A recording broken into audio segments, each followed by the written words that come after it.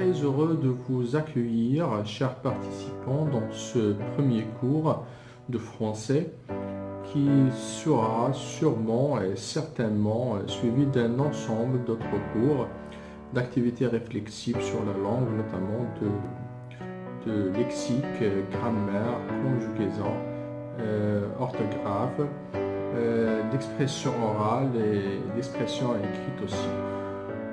En parlant d'expression orale, ou bien plutôt d'expression écrite, on va essayer de voir un ensemble d'astuces, de méthodes qui vont vous permettre d'écrire correctement ou bien de produire des écrits corrects.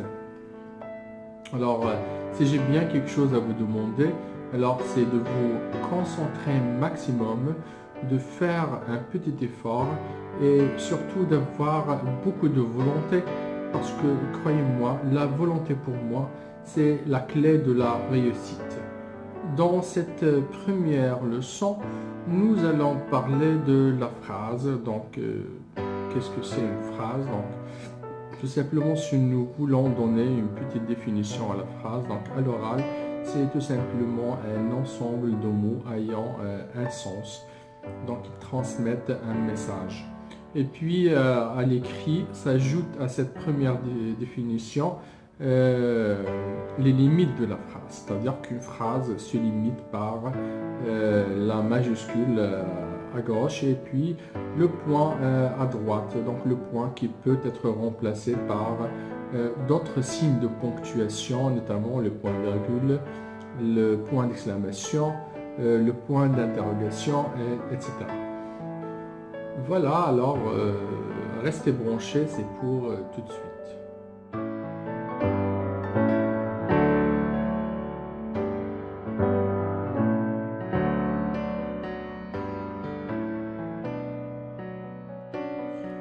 Alors maintenant qu'on sait ce que c'est une phrase, je vous invite à étudier ensemble les types de phrases.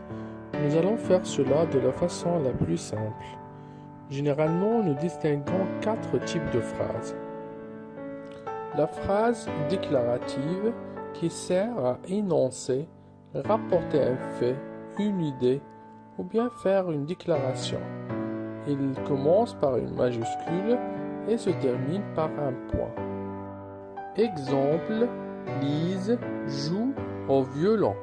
Comme vous le constatez, cette phrase commence bien par une majuscule et se termine par un point. C'est une phrase déclarative. La phrase exclamative permet d'exprimer une émotion ou un sentiment, comme la surprise, la joie, la peur, etc. Il commence bien aussi par une majuscule et se termine par un point d'exclamation. Exemple, quel beau jardin! Remarquez que dans cette phrase, nous avons à gauche la majuscule et puis à droite le point d'exclamation. C'est une phrase exclamative. Le troisième type de phrase, c'est la phrase interrogative ou le type interrogatif. Il permet tout simplement de poser des questions. Cette phrase commence elle aussi par une majuscule et se termine par un point d'interrogation. Exemple, quelle heure est-il? Dans cette phrase, j'essaie de m'informer sur l'heure. Je pose une question sur l'heure. Comme vous le voyez, la phrase se limite par la majuscule à gauche et puis le point d'interrogation à droite. C'est une phrase interrogative. Le dernier type de phrase, c'est la phrase impérative qui permet tout simplement de donner un ordre ou bien un conseil. Elle se termine soit par un point, soit par un point d'exclamation.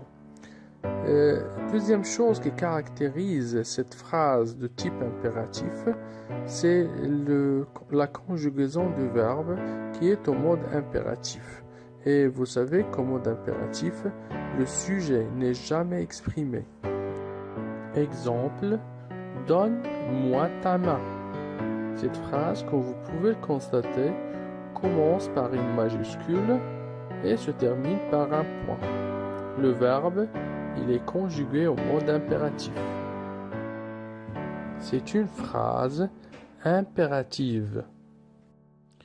Bien qu'il existe plusieurs formes de phrases, dans cette vidéo, nous allons nous limiter à étudier la forme affirmative et négative de la phrase. Comme son nom l'indique, la forme affirmative permet d'affirmer, de dire oui, de relater un fait, alors que la forme négative permet de nier ou de dire non tout simplement. Le verbe dans la phrase de forme négative est encadré par une locution de négation que nous allons voir ultérieurement. Exemple, il est heureux. C'est une phrase de forme affirmative. Exemple 2, il n'est pas heureux. Dans cette phrase, l'auxiliaire être, qui est le verbe de la phrase, est encadré par ne et pas, qui font une locution de négation. Alors, c'est une phrase de forme négative. Pour formuler des phrases de forme négative, il existe bien d'autres locutions de négation, comme par exemple ne jamais, ne rien, ne plus, ne, ni, c'est une double négation, ne personne, etc. Jetons un œil sur les exemples. Exemple 1. Nobel a toujours rêvé d'un monde meilleur.